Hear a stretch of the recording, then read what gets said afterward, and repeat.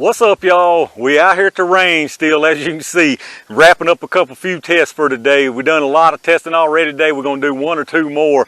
It's probably the last gel test I'm going to do for today because, as y'all can see, it's a partial contraption. If you've caught my other couple videos before this, a couple videos back, my doggone chrono quit working on me, so I've got to get a new one of those. But it's been the same day as those, so I figured it wasn't no sense to waste such a nice day out here. I was already here, had all my stuff planned, so the show must go on out here. But anyway, we got part of the jelly contraption, got a couple blocks here. Now they got right many tracks in them because, like I say, this is the third or fourth gel test I've done on these blocks of gel. But I think we got enough room on this side still to do what we need to do with this one.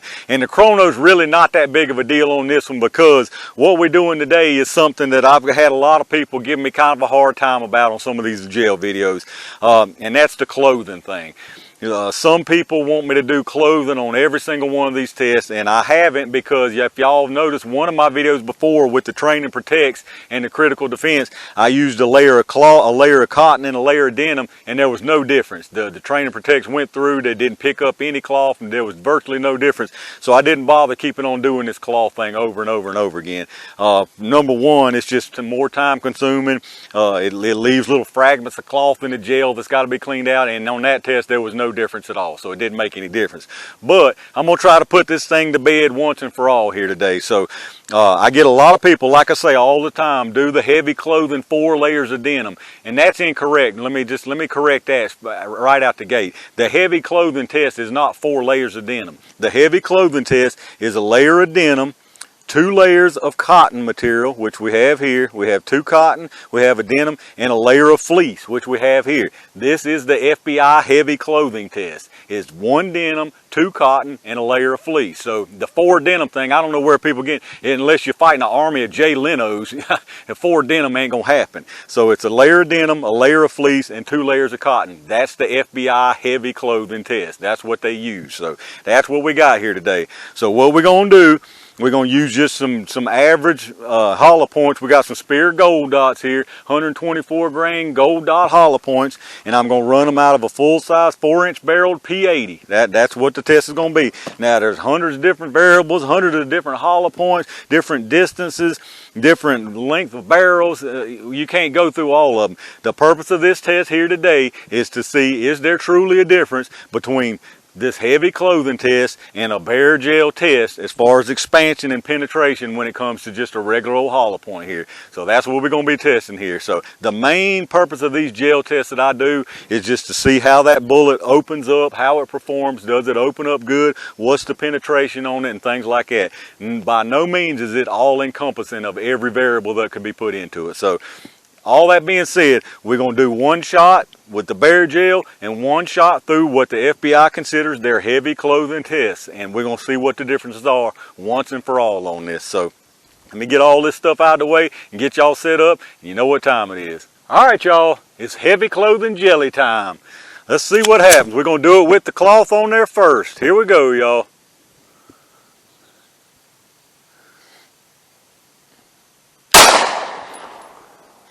All right, hit a little lower. I hope I stayed in the block. Let's go down there and see what happened.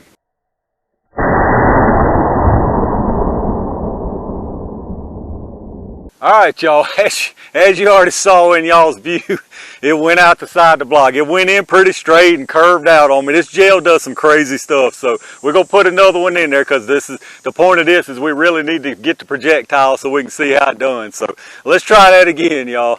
Here we go.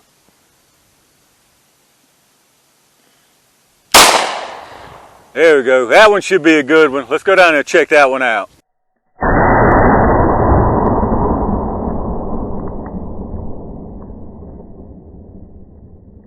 I'm going to tell y'all what, today has absolutely been something else with these gel tests out here. That one went out the side too. I promise you it ain't me shooting bad. I'm putting them right where I want to put them as far as that left line there, but they're curving out. I'll show y'all when we go look at it. I promise you it ain't me. This time I'm just going to move it to the center. I'm trying to keep it out of those other tracks so we can get a good look at what's going on, but I'm going to move it over some just so it stays in this doggone jelly, y'all. Here we go. Alright, that was dead center right there. Ain't no way that one came out. Let's go check that out.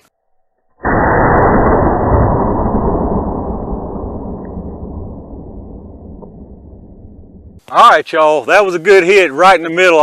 However, it's going to be hard to see, but I went down there and y'all might have seen it already. I'm going to try to put it in a place that's fairly clear, but good luck with that, to be honest, at this point. That gel is full of tracks. So here we go, y'all. All right, I put it in the only little clear spot I could find. Hopefully that stayed clear of the other tracks, but let's go down there and check it out and see what we got.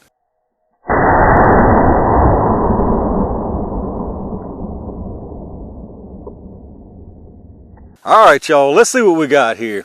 First of all, I want y'all to see that my first two were not me just being terrible aim here. It was this one right here and this one right here. They went in completely straight. About right here, this one decided to take a hard left and come out here. About right here, this one decided to take a hard left. So it wasn't me just aiming bad. I just want y'all to know that for the record.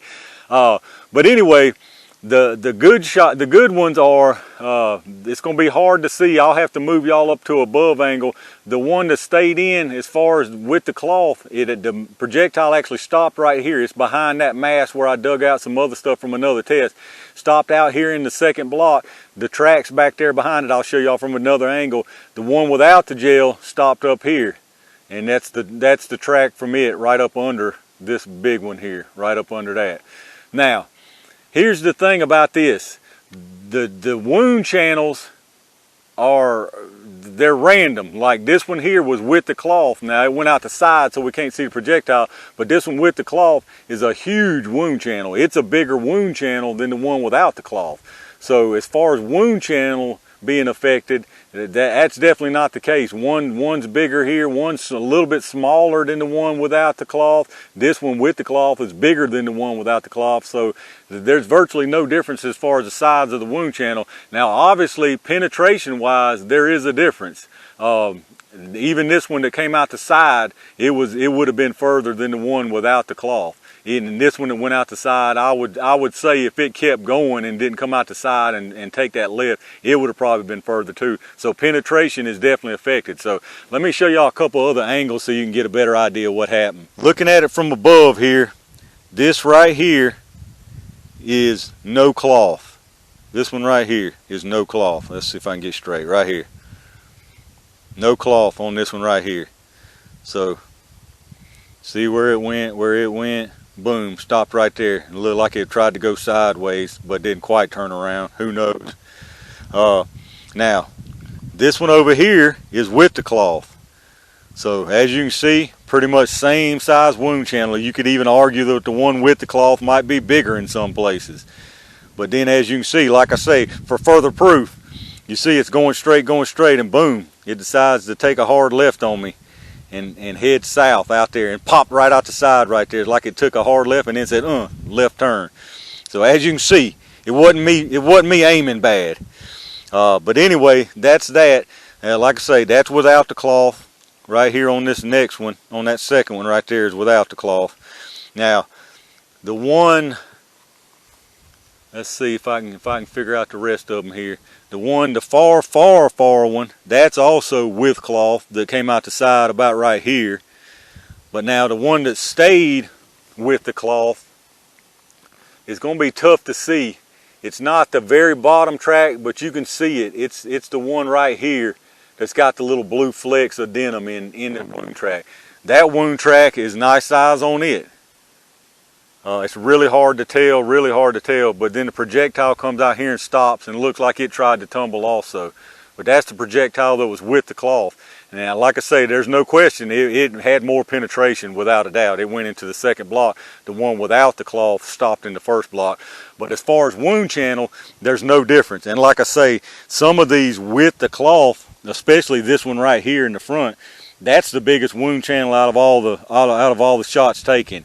And that was with cloth, and that's the biggest wound channel of all of them, that one in the front right there, the one that came out the side over here.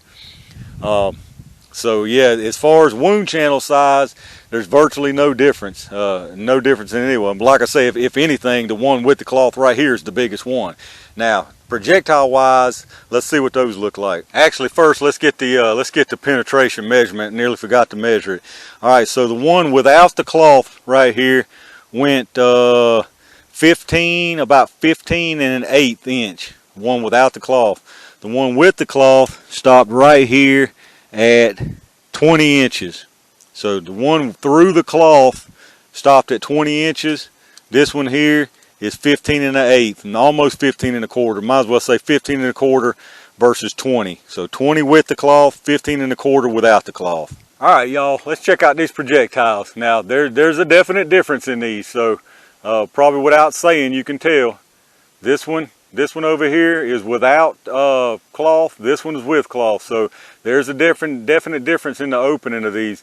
I measured them and it's exactly 1/8 of an inch. This one opened up 1/8 of an inch bigger with the without the cloth. So 1/8 of an inch bigger. That being said, this one's still expanded, so it's not like it stayed as a full metal jacket. But it's an 1/8 of an inch smaller on the expansion. The one without the cloth obviously opened up more with no cloth.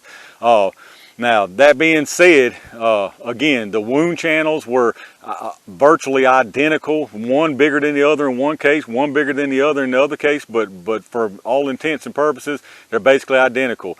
Both of these opened up. This one definitely opened up more, but here's the issue. There are so many variables involved in this.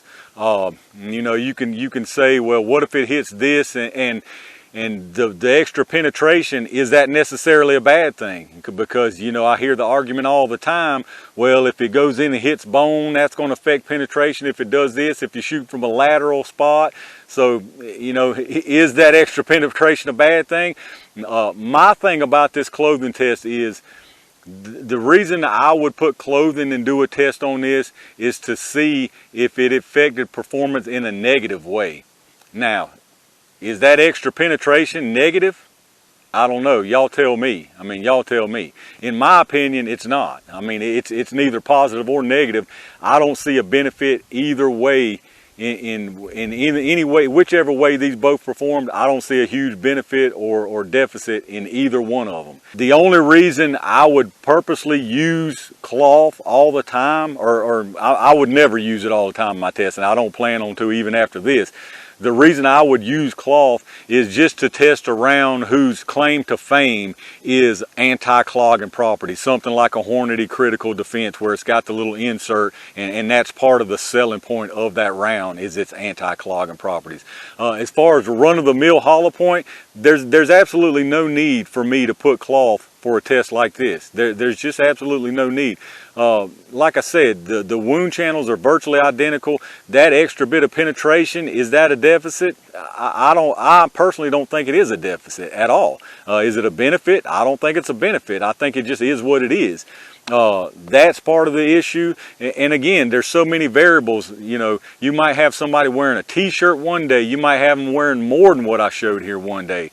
For me, the purpose of putting cloth would be to show that there's a huge deficit in a round if somebody was wearing clothing, and that's just not what I'm seeing here, in my opinion. Let me know what y'all think down in the comments, though. I'd like to hear y'all's opinion on this. Like I said, either way, I'm definitely not going to start putting clothing on all my tests. I'm just not going to do it. You know, the FBI goes through a whole battery. If we want to get technical, you know, I should do a bear test, a clothing test, a light clothing test, sheetrock barrier, a sheet metal barrier, and a glass barrier. And I'm not going through all that. That's not the purpose of these tests. The purpose of these tests is just to get a general idea of how these rounds perform if they open up and they do what they say they're supposed to do. You can throw thousands of variables, and that's just not what this is about, not what I'm trying to do here. So as far as what I'm trying to do, this is definitely not going to cause me to start putting clothing on every test. There's just, I don't think there's absolutely any need for it after seeing this. Both of these rounds opened up. They both performed well, clothing or not clothing. So y'all let me know what y'all think, though. All right, y'all, that's another one in the books.